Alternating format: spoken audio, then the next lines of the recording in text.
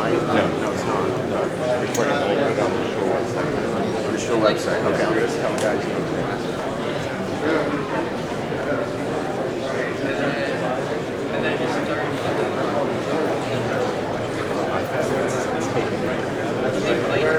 What? Is it taping now? Yeah, the red light's on. And the thing's moving 29, 30.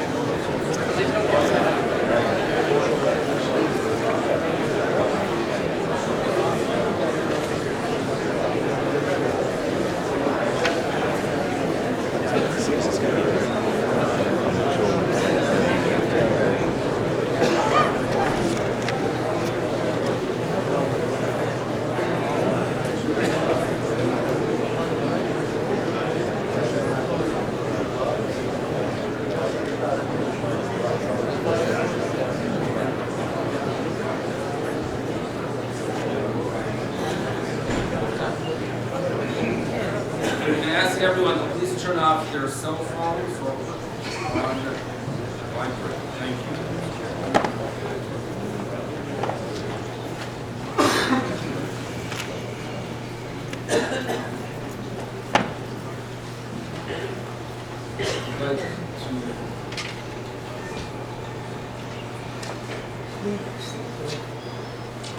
Ask Rabbi Felder, please come and say a Tehillim. The family has a tremendous amount of Makaras and Rabbi Felder for his assistance during this challenging period of time.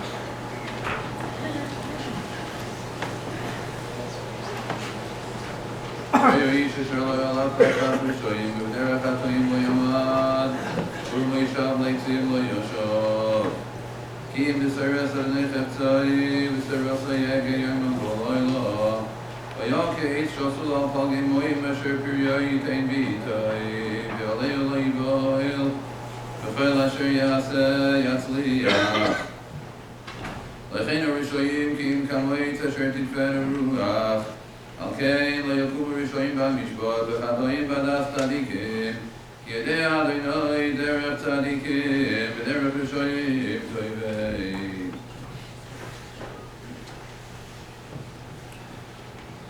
Dovi. Ready?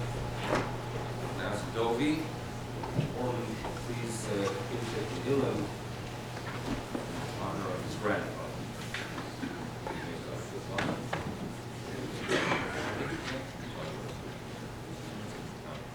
Shira Malos, Nimamakim, Kursi Adonai, Adonai Shmo B'Koli, Yinas Nefakashivos, Chodachrinoi, Mabonis Lishmoria, Adonai Miamot, Ki Imchas Lichal Iman Tivarei, Ki Vitzi Adonai Kivsha Nafshi, V'li Baruch Alti, Nafshi Adonai Mishamrim Lavoker, Shamirim Lavoker, Yachal Yisrael Adonai, Ki Im Adonai Chesed Barbei Mofidus, Who you there, she shall be called one of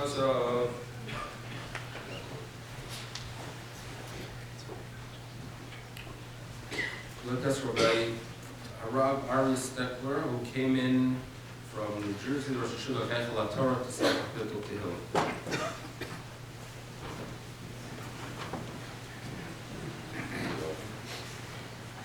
Zbon David, Adonai Miyakor Yolecho Mishko, Marko Shecho, Olech Tamim Ufoel Tzedek, V'dover Meskel Chavo, Lo Rogal Lishono, Lo Sol Re'ero, V'cherpol Nosal Provo, Yivzeh Beino B'mos, V'esiri Adonai Yichavei, Nishbal Hara, V'lo Yamir, Kaspo, Lo Nosan B'neshech, Yishochad al Nokilo Lokoch, Ose Ele Limo Bilom.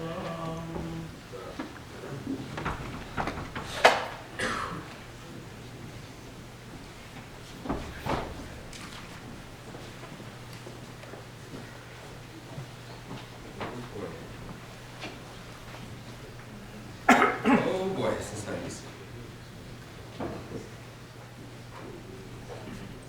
According to Shlomo, I don't I don't have any desire for standing here at this moment. Now, this is the most difficult one. Throughout the preparations over the past day and a half,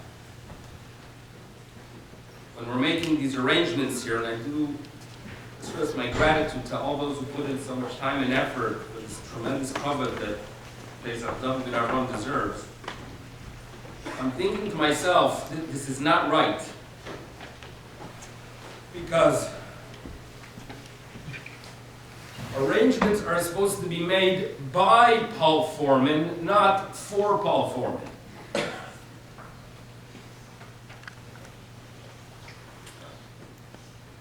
You know, standing right here.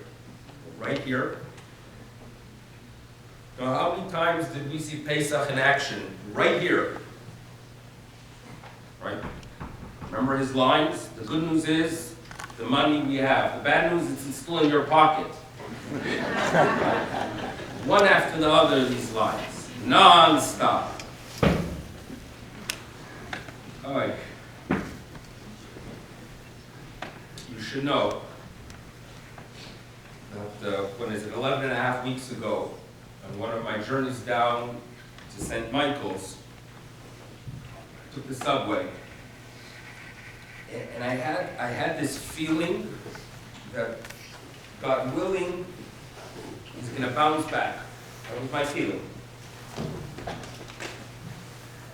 And I was thinking to myself, if there's anyone that has merits, stuyot, to bounce back, it's Pesach David. In my mind, I was already preparing the speech for the Sudas Hodah that we're going to have. There would have been a lot of food, by the way. But it appears that these merits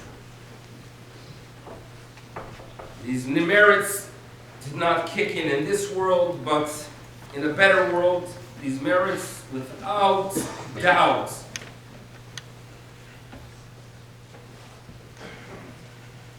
are having the impact in Gan Eden. No doubt in my mind, when a person has a love of chesed,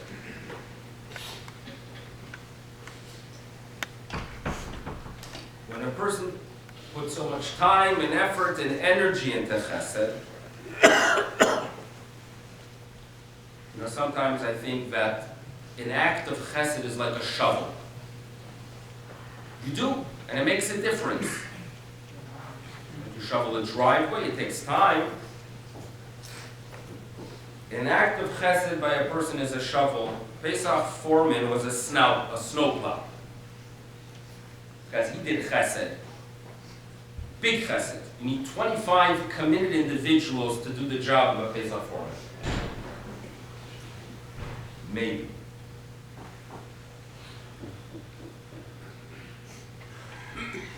You know, there's no doubt that Paul Forman was born with talents.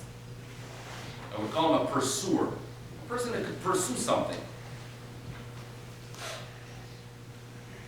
In Hebrew, we would call it a rodef. He was a rodef. A rodef, shalom, and a rodef, tzedakah. Often at the Levaya, you focus on a few aspects of the individual, of the person. Here it would be impossible to cover even a portion of what Pesach David ben Avram did and meant to us. No seba'olim chavero, to carry the burden, to shoulder the burden of another person. Do you know how many times over the past 11 years I could pick up the phone and ask for some assistance on a matter, a communal matter? It was always, okay, done. And he would say that much faster than I did. Done. You ask Pesach Forman to do something, it's done. could talk about community organizations. You could talk about Yavne UFT. You could talk about the JFCS, Mizrahi, and here at Bnei Torah. Outside, you could see a plaque that shares a little bit of the history of this magnificent shul. And you see the name Pesach Forman serving as president. Was it 4 times or 5 times? But that's actually incorrect. Because even when he was not president, he was president.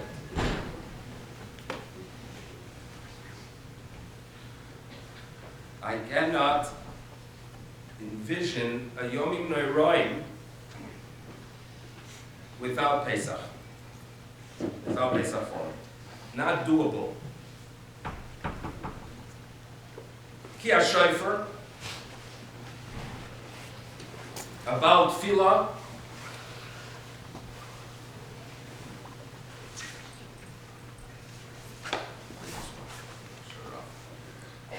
about Rekeya, about Shofar, about Tefillah. And when most of us would get exhausted just watching him in action, he still had the energy to move on, to take over if needed. You remember the Energizer Bunny? He was going and going. Where on earth did this person have so much kokos? It appears that when there's a drive to do, you find it. And his optimism, looking ahead, this incredible story, not long ago at a meeting, one of the shul meetings that he was present, and there was a discussion. And an issue came up, and some other member said, you know what, it's not our concern, it's an issue that's relevant 20, 25 years down the road, we're not going to split it. They said, what do you mean? I plan to be involved in 20, 25 years from now. No intention at all. And here we are, we have to honor him, which is close to impossible. We need those reminders that there's nothing random in this world. What appears to be random is not. And especially when it comes to someone that impacted so many people, the Yodim and below Yodim, those that we do know about and those that we don't know about. It's not random. Rabbi Shalom knows maybe Klal Yisrael needed 12 weeks of intense prayer and Tehillim. It was a lot of Tehillim. Who knows? It's better to go to the house of mourner. We are told that the living have the responsibility of being mindful of what's happening, of what's important. And a commentator from 900 years ago, Yosef Kra, notes that you should know the benefits of going to a hesped, to a eulogy, to a house of mourner, is because when we hear about the good deeds of the individual, says Rabbi Yosef Kra, yit'aveh la'asot k'ma'asav. He will develop a desire to be like him.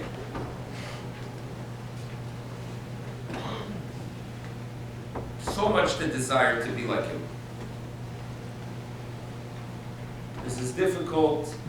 Pesach has indeed been blessed with incredible partner with Annie, special brother, Mark, who's here. Interacting with the children has been at these most difficult times and at other times as well, but I'm going to use the word of pleasure because you are incredible people. It's a fact.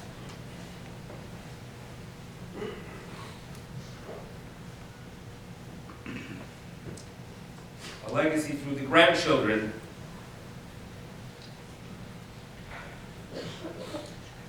But we have to give the Kavod Ameh, so I'm going to first ask Avram to come up and say a few words. Adina afterwards. Afterwards, his dear friend Jack Samuel. and then a few additional words I will share. So, brother, if you're up with now, please program to your father.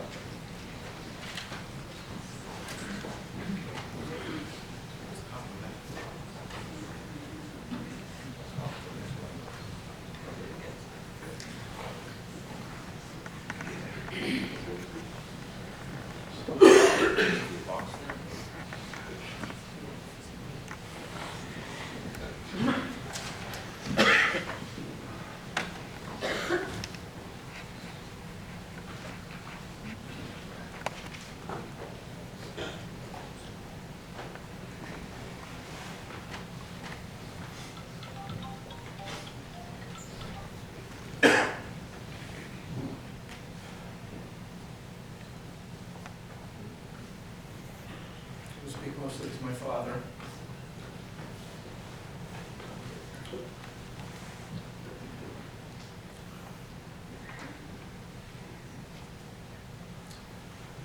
Dad, you lived your life with endless energy, infinite optimism, and an unparalleled positive attitude.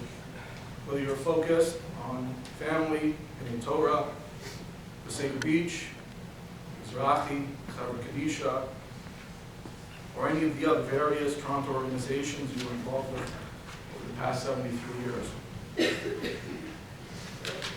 You were a loving and wonderful husband to Mommy, an incredible son-in-law, a loving and devoted father and grandfather, a caring son and brother, and an extremely selfless and hardworking community leader and a friend to all. Dad, your passing is both shocking and tragic, not just to Mommy, Ari, and Nina and I, but also to your friends and your community at large. You were kind and generous, and anyone who associated with you became a better person as a result of your love and care.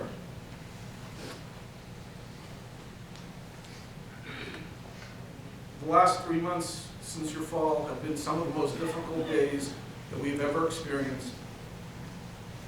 You would have been very bothered knowing that so many people were saddened, worried, and busy with you. So often we ask ourselves, what would Daddy have wanted? What would Daddy have done? The truth is,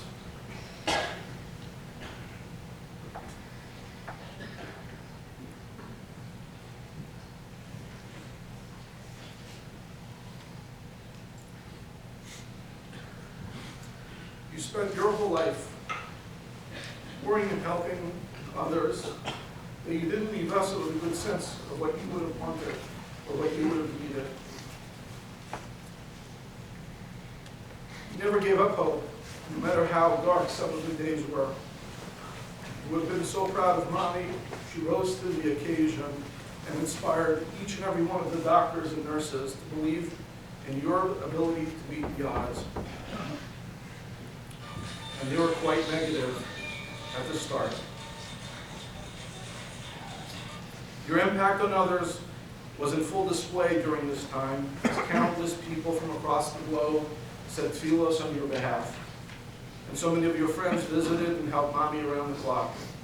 Sadly, it wasn't meant to be.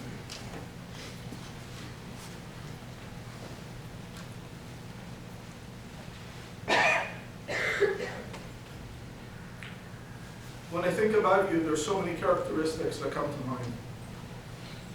You were full of life.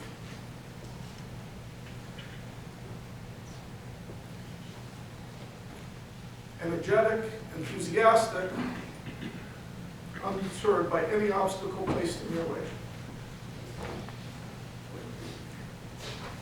You had incredible integrity, compassion. You were always worried about someone else. So the rabbi said you were the Energizer bunny, but on steroids.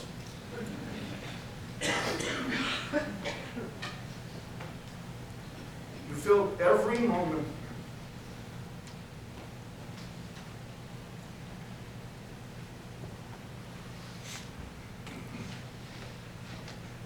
of every day to its fullest. Matira, immediately and significantly, impacts our family, Toronto community, and those in Eretz Yisrael as well. Writing this speech is one of the most difficult tasks that I have had to do in quite some time.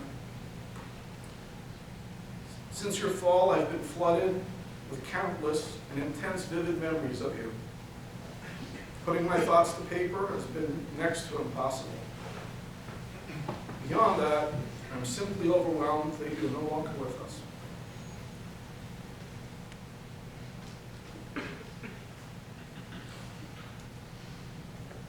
You had the greatest impact on my development.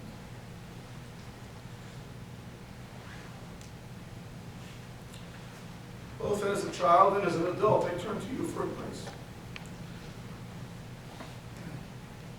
You taught me critical life lessons and morals. And although you may not have been aware of it, I learned the most by simply following your example. Your personality and wonderful characteristics were important to you. In fact, they defined you. And I was constantly trying to be more like you. And I know Arya and Adina feel the same. There isn't enough time today for us to capture everything that you meant to all of us. I know we'll all miss your davening and shofar blowing during the Yom Tovim. Your nusach will play in our heads each and every year. More than any other organization, B'nai Torah was close to your heart. From Gabbai to House Chairman, from Treasurer to President, several times. You did it all. No job was too insignificant for you. All you cared about was that the job got done and that it helped the shul. Most notable to others is that you didn't do it for the kavod. In fact, you got more pleasure by watching and encouraging others to step up and take over. It was your gift. You longed for the summers, which meant that you were back in Wasaga Beach. Is what you called relaxation. Of course, most people wouldn't consider the work you did at Wasaga as relaxation, as it consisted of organizing the shul, the finances, the kiddush, the eruv, backgammon tournaments, minyanim, and in our early years, the Motzei Shabbos trips to the ice cream store.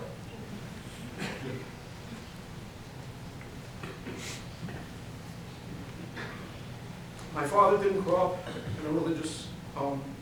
He was a middle child sandwiched between his older sister, Debbie, Allah Shalom, and his younger brother, Mark.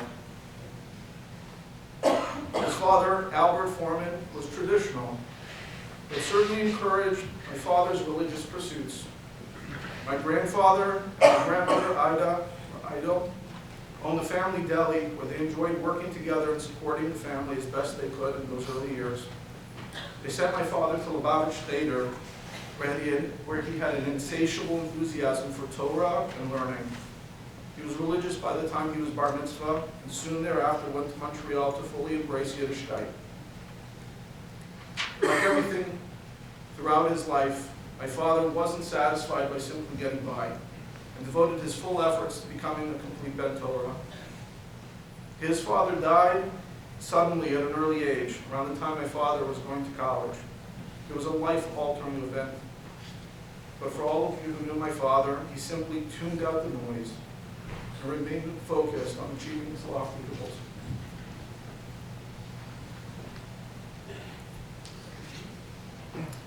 My father had a tenacity of being stubborn, and I mean that in a positive way.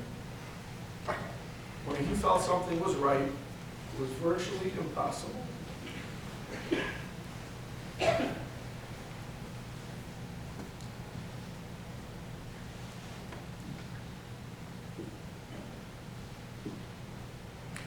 Virtually impossible to stop him or convince him otherwise. He acted on his beliefs and inspired others to follow in his ways. In the 50s and 60s, it was often challenging to wear the kippah in high school and certainly in college. But my father clung to his belief that it was the right thing to do, and that was that. When he began his career at Manulife, he was one of the handful of Jews who wore kippahs, and it certainly had an effect on his career.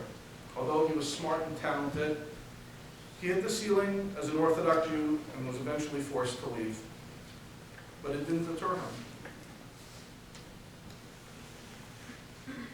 He was always determined and always full of optimism.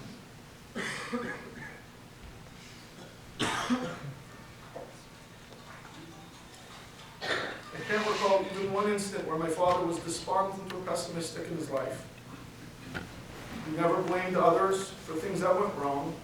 He found that to be a waste of time, and instead used his energy to move forward. Like the rest of us, he had his challenges and tribulations, but he used those events to help him grow. When I was 9 or 10, Joan joined the local soccer league. It was primarily built for skinny, athletic, and fast non-Jewish kids. For those of you who know me in my youth, I was none of the above.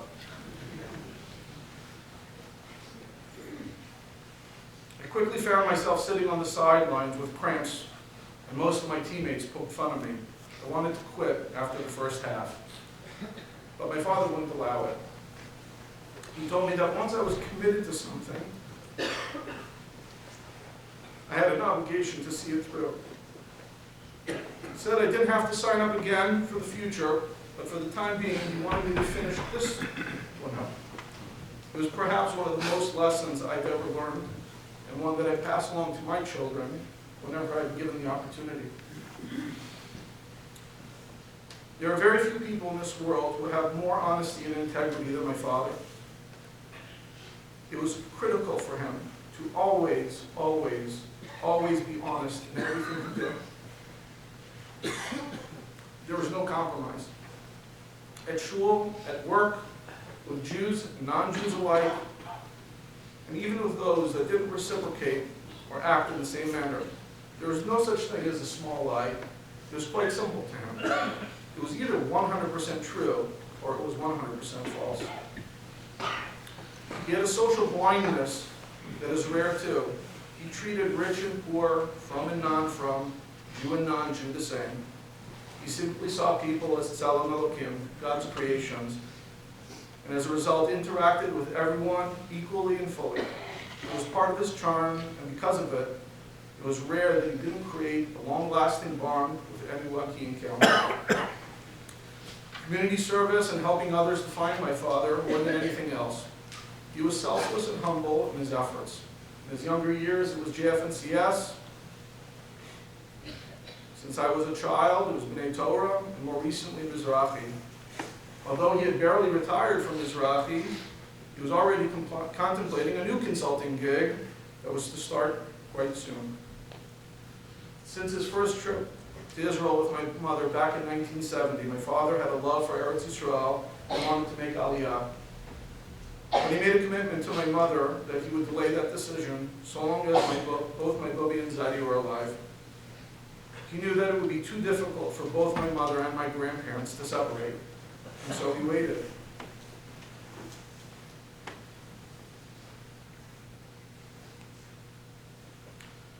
The day before my father fell, he and my mother purchased tickets for their first exploratory trip to Israel.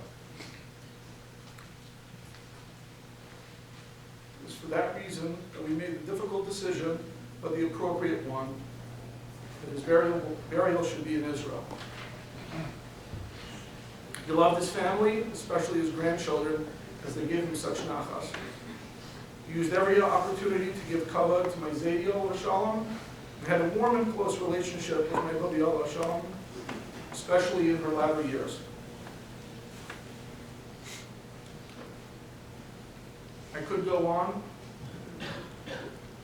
but I think you get the sense of who my father was.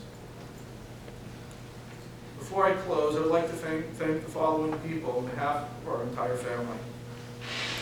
Although they're not here today, to the hospital, the doctors and the wonderful nurses who took care of my father with love and care.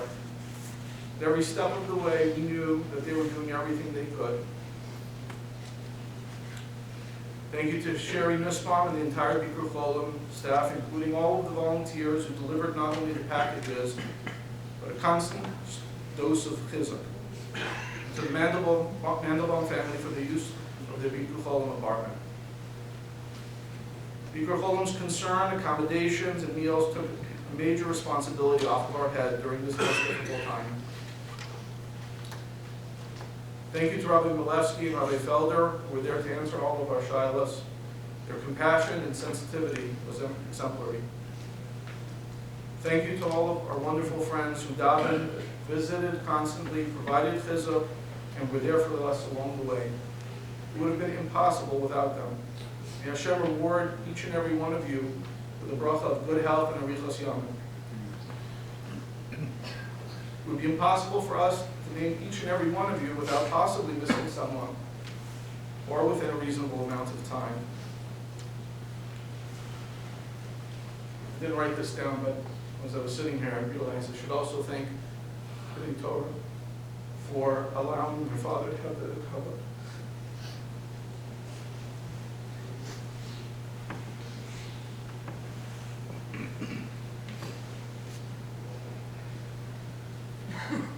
I'd like to leave each of you with the thought that we, as a family, thought about throughout this entire ordeal. A person is sent to this world to accomplish a specific task. When they've completed that tafkid, their time in this world comes to an end. During this entire ordeal, our family remains strong in the belief that everything that Hashem does in this world is just and also for our benefit. While none of us can believe that, my father is gone at such an early age. It's obvious that he finished his tafkid, and the next chapter of his neshama's life has begun.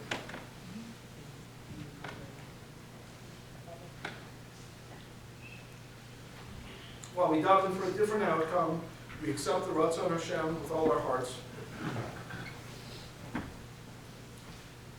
Dad, you leave a legacy that is unblemished and inspiring.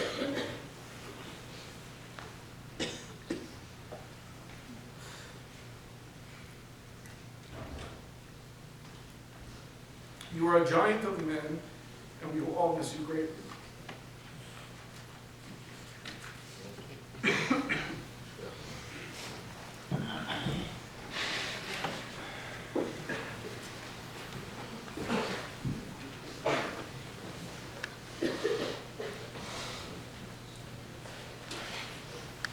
I need to begin by asking my father,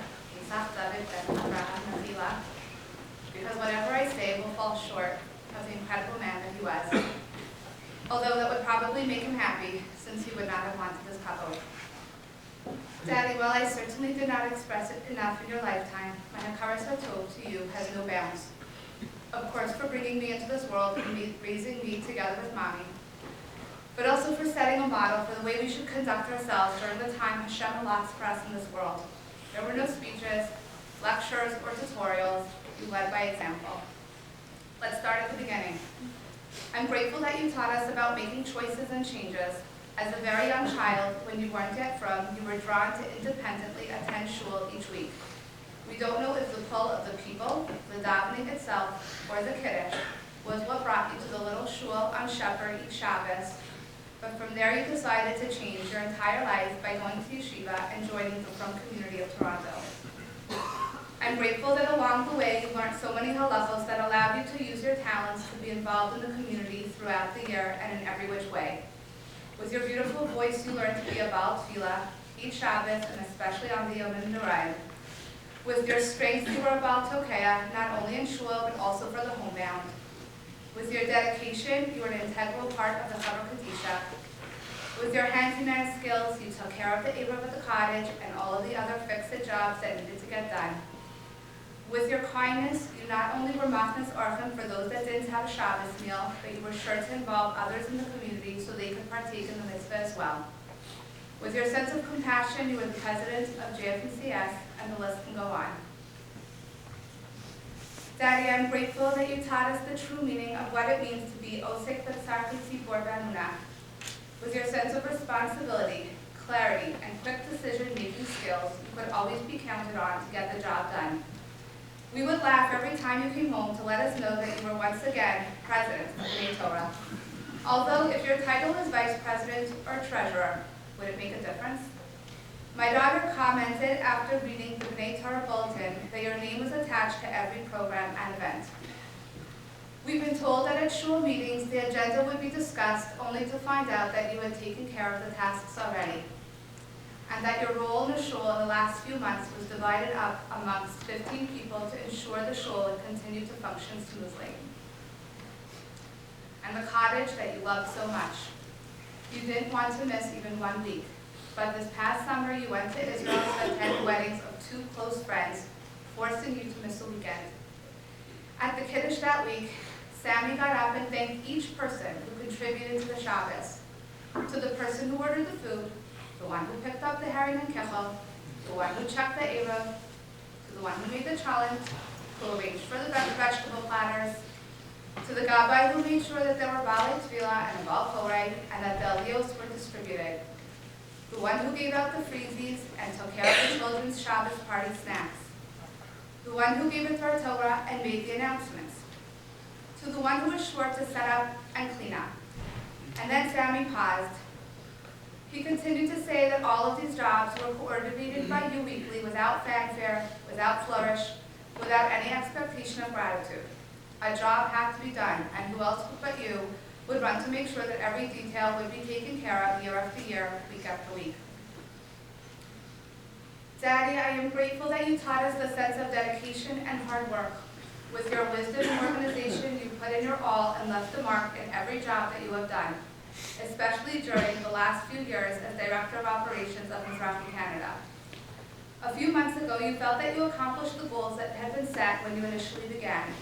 You decided that it was time to retire, to consider moving to Israel as Mommy, which you had even discussed on the morning of your fall. It was time to hand the baton to the next generation, to continue the important work that had to get done. But my question is, was the word retirement actually in your dictionary, or did you have other plans and goals to meet? Unfortunately, we'll never know. Daddy, I am grateful that you taught us to live our lives with simcha. You always had a smile on your face and would come through the door with a booming hello. I would ask how you were doing, and with your upbeat and optimistic personality, along with your rose-colored glasses, you would respond, great, the world is unfolding as it should. You loved to greet people with your friendly good Shabbos. Even on the crowded streets of Israel, you were sure to say good Shabbos to each and every passerby, whether they were Shomer Shabbos or not. Daddy, I am grateful that you taught us how to ultimately perform the mitzvah of kibbud av v'em. While your father passed away at a young age before any of us got to meet him, and your mother, Babi Ida, passed away around 30 years ago, you continued the mitzvah as an exemplary son-in-law to Babi and Zaida Fasten. We saw the commitment, respect, and love that grew even more in the last few years of Babi's life, all the way to the very end, just this past August. Daddy, I am grateful that you taught us how to conduct ourselves at the Shabbos table. Besides for Mommy's delicious food, we knew that we could count on you for our care to our Torah and beautiful spiros. Daddy, I am grateful for the special relationship that you had with my family, Jason, Dovie, Shira, Aliza, and Ori. If we were happy, you were happy. So together, we went on trips to Disney, Great Wolf Lodge, Niagara Falls, Chol Hamoed outings, and of course, many trips to Hespaydim Beach. Whatever the kids wanted to do, you joined in on the fun. When they wanted to go on a roller coaster, you were the only one to volunteer to take them, even when they wanted to ride twice. You were the best tooth fairy around. My kids would carefully wiggle their teeth in a way to ensure that the tooth would fall out during one of our upcoming trips. Which other tooth fairy gave $20 American per tooth? You composed questions for each age group before Pesach for the kids to prepare to answer the Seder. With each correct answer and each shared to our Torah, the kids would earn gems that they could trade later for afikomen presents. This past Sukkot, you gave us the honor to host you in our home for the first time, especially allowing Mommy to have a break after just losing our cherished matriarch, Bubby. We noticed how sensitive you were to Mommy during that very difficult time by walking her to shul after you came back from a Shkama Minyan, taking her out shopping and to visit friends, and especially extending your stay through Simchas Torah because you saw how much Mommy was enjoying the break that she deserved. Daddy, I am probably the most grateful for the decision that you made to celebrate last Pesach together in Israel in honor of your 50th wedding anniversary and Bubby's secret 100th birthday. During our last dinner together, everyone at the table was asked to give an impromptu speech sharing their highlights of the trip and their gratitude to both you and Mommy for making it happen. When you spoke last, you became emotional and spoke about how proud you were of us and how much the trip meant to you as well. The memories that were made while we celebrated the Yontif, toured the land, and spent special times together will be cherished forever. Who knew that would be our last Pesach? Together with you and Bubby.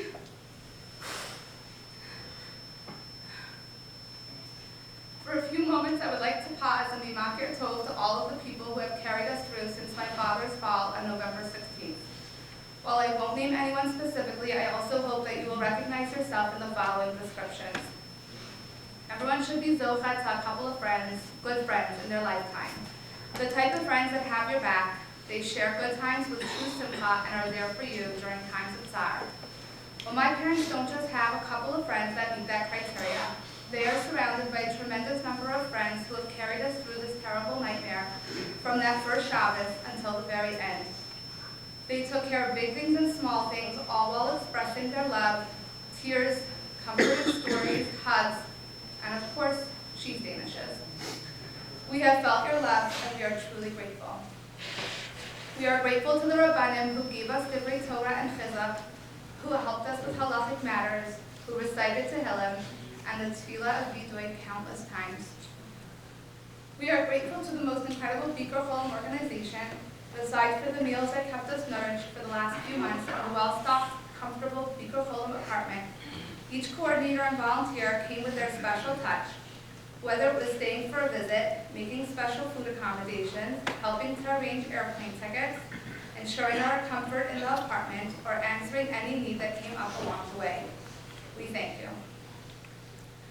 We are grateful to each of the skilled surgeons and doctors, the compassionate social worker, and the devoted caring nurses at St. Mike's Hospital and North York General Hospital.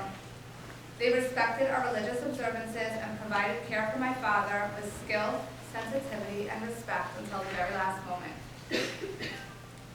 We are grateful for the countless rounds of Tehillim that were recited during the last few months.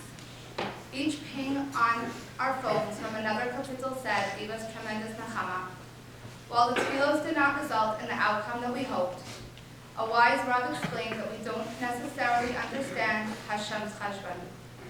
He allots the tefillos to the right places, and perhaps it is those tefillos that carried us through each step of the way.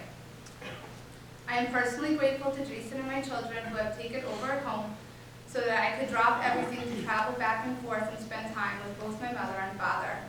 Thank you to my friends back in Bergenfield who not only davened for my father, but consistently checked in with me to ensure that my family's needs were met while I was gone.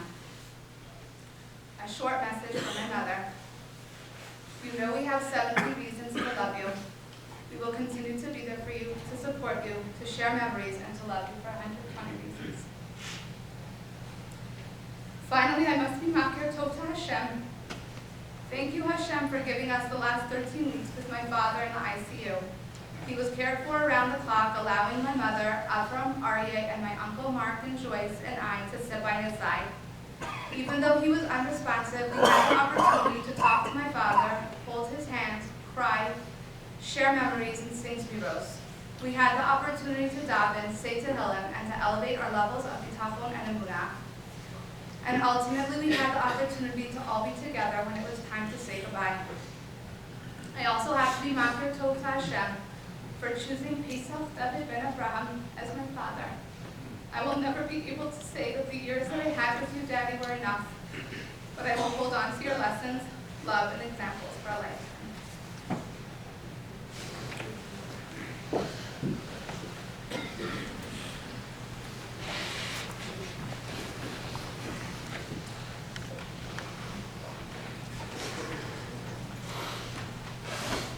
On behalf of Mizrahi, I extend heartfelt condolences to Annie, all his children and grandchildren, his brother Mark, Joyce, all his nieces and nephews, and the extended family. I want to also extend my condolences to the entire membership of this shul. You have sustained a great loss, and it comes on the heels of other heavy losses. One in particular, loss of Jack Kahn, Allah Shalom, a year ago, is one for which we at Mizrahi have not yet begun to recover. I'm not a member of B'nai Torah, but I feel compelled to share an observation. The community at large looks upon the shul with utter wonder and amazement. How could a shul so small in number produce such an astonishing number of talented leaders of such high caliber? And the sheer number of people from here who have made Aliyah is completely off the charts. So many of your members, past and present, have contributed in enormous ways to the betterment of Klal Yisrael. You are a remarkable Kehillah. And now this morning we gather to bid farewell to yet another beloved member of B'nai Torah, a highly respected, dear friend to all of you, Pesach David ben Avram Forman, Alav Shalom. I speak today as a representative of the board and membership of Mizrahi Canada, but I'm sure my remarks will reflect the shared sentiments of many across the spectrum of religious Zionist organizations here in Toronto as well as in Israel.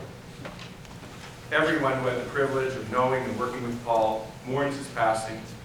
His gentle, effective, memorable presence will be missed. For the last number of years, as you've heard, Paul served as Director of Operations at Mizrahi.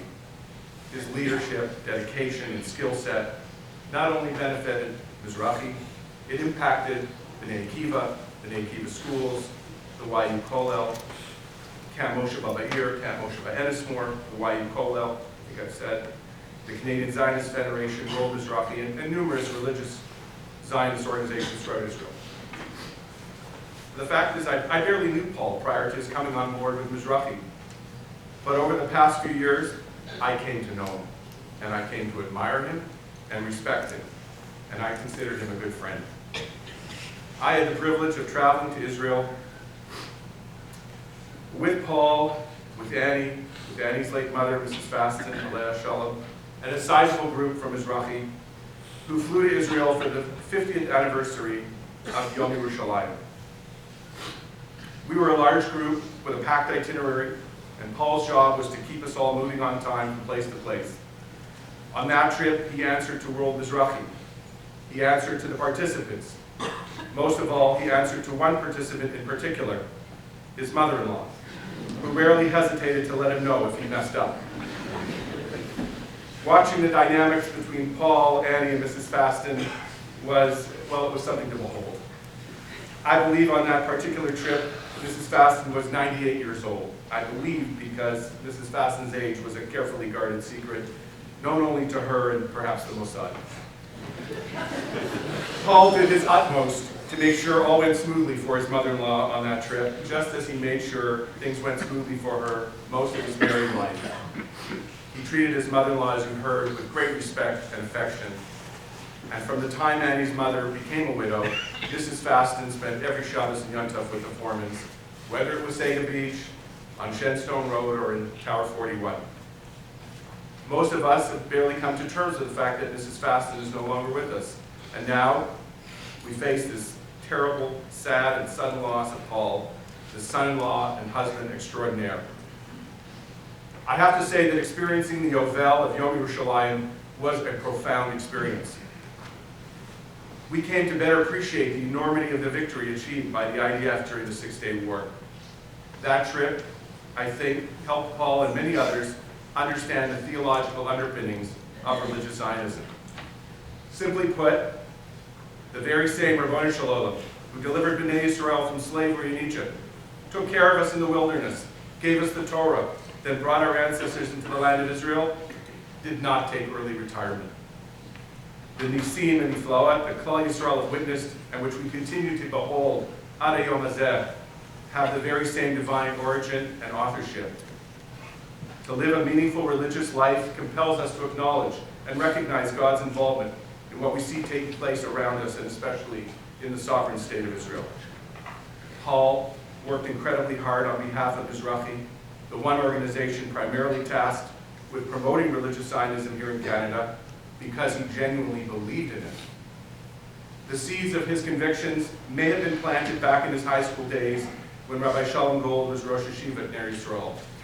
But I think he truly came to identify with the foundational beliefs of religious Zionism, traveling throughout Israel, which he did numerous times, seeing with his own eyes the remarkable miracles taking place there.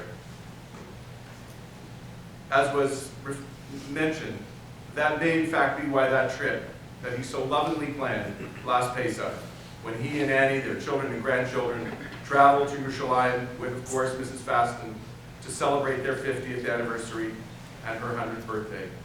It is why that trip was so incredibly meaningful to him. On the occasion of the 70th anniversary of the establishment of the State of Israel, Mizrahi launched the 70 for 70 Sefer Torah project, and Paul was heavily involved in that initiative. People from here have the opportunity to dedicate, refurbish Sefer Torah, giving them new lives in Israel for a fraction of the cost of buying a new Torah. And Paul oversaw the details for many of the Hamasot Sefer Torah which we've conducted so far. And I've yet to hear from anyone who dedicated one of these Sefer Torah who did not find the experience inspiring. But participant after participant had enormous gratitude for Paul, because he was the guy that made sure everything ran like clockwork. That was Paul. He was the guy who took care of things, whether you were donating a Sefer Torah, making a complex donation through Mizrahi to some place in Israel, or, ironically, purchasing cemetery plots. He knew what had to be done, he took care of it, and he did it without publicity, as you've heard, without fanfare, without needing or even wanting praise of any kind. I think Paul loved solving problems. He loved finding solutions. He had an innate sense of fairness. He derived pleasure from making others happy. He was colorblind to backgrounds, to yichus, to status, or religious affiliations.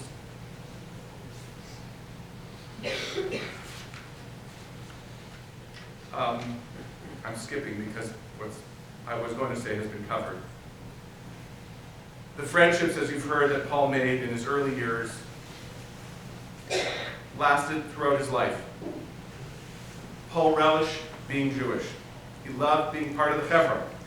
He loved serving the Jewish people, and seeing as he had no ego, as you've heard, he was the kind of guy who took on many of the unglamorous jobs one finds in shuls and organizations. I'm told there's a shir every Monday night here at the B'nai Torah. I think the shir is given by Rav Gemara. The refreshments, those were organized by Paul. And the list could go on and on. His willingness to contribute, to step up, to be counted, to say yes, to do what was needed, that was his calling card.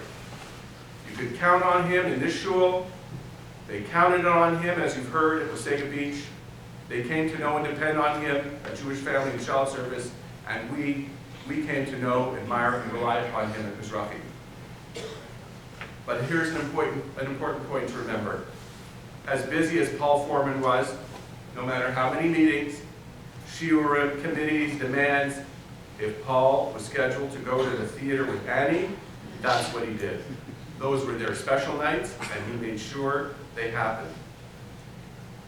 Annie, I doubt very much the Paul Forman that all of us knew and loved could ever have become that person, if not for your guidance, your devotion, your unwavering support, your incredible sense of humor, and certainly not without your love. Paul and Annie, what a couple. The undeniable Higa Gela matched with the Shena Richnik and Yiddish Mädel. No shadchan would dare dream of it, yet how perfectly they suited one another. And what a beautiful partnership they created and shared. Annie, for over 50 years, and certainly in these past 13 challenging weeks, your loyalty to Paul was constant, it was powerful, and it sure was inspiring.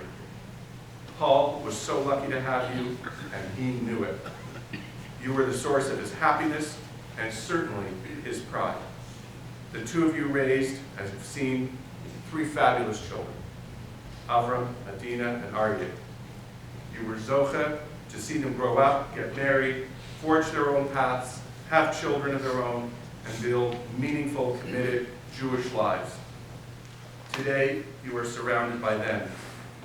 Tomorrow, and in the days and months to come, you will be enveloped by a community of adoring friends, devoted friends, of long-standing, who love and care about you, and who truly appreciate it and cherish Paul. As you've heard, tomorrow afternoon, Paul will be laid to rest at the Hespaydim cemetery in Israel. His remains will become one with the holiness of Eretz Yisrael, but the legacy of his devotion to family, to his shul, to his community, to the state of Israel, to Klal Yisrael, and to his Creator shall remain imprinted on our hearts and in our memories for years to come. May the kind and precious soul of our dear Chaver, Pesach David ben Avram, Paul Forman Alav Shalom, be bound up in the bonds of life eternal, and may his memory forever be a blessing.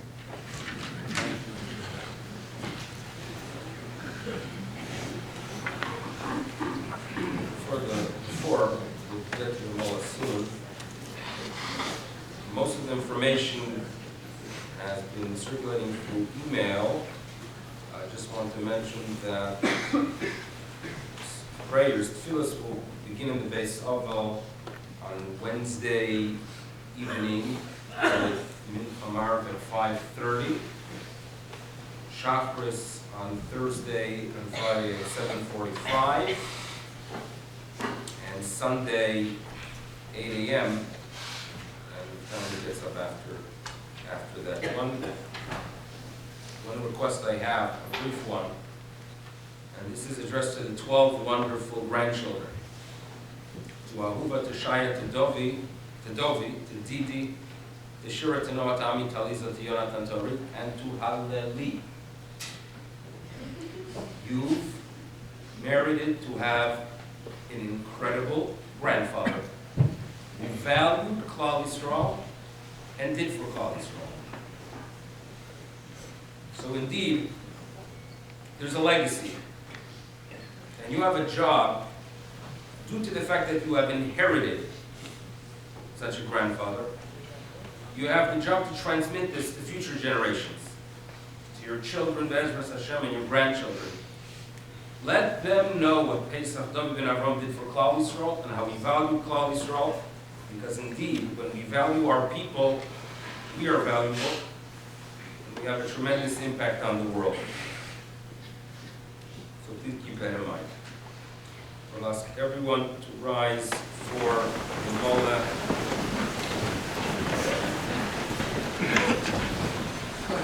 El Mola Rachamim, Sheikhay Bamurim, Am Tzemel Chonechonal Kanfei HaShechinah, V'ma'alois Kedoshim Toirim Kizarak Yamasirim Es Nishmas. כזרבי בן אברהם שולח לו אילומוי, ברור שאנחנו מספלים על אסקורס נשמוסו, וגן עדן תהי מנוחוסו. לכן ברחמים יסתרו וססות נפוב לו אילומים, יצרו בצוח אמס נשמסו, אדוני הוא נחלוסו, וינוח בשלום על משכבו ונאמר. We have the opportunity now to do a little bit of a reveal, a little bit of a walking up Pesach David, and the Orim will be taken there.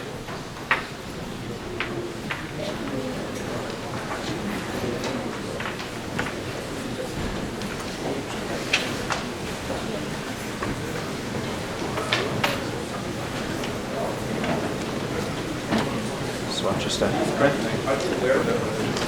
Okay, the notes here are Jason and Diddy, Sammy Shafsu, Josh Gordon, and David Wolf. And Benny Feinzel will be.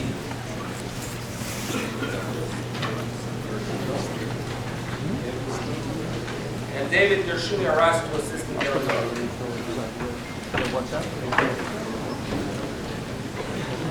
I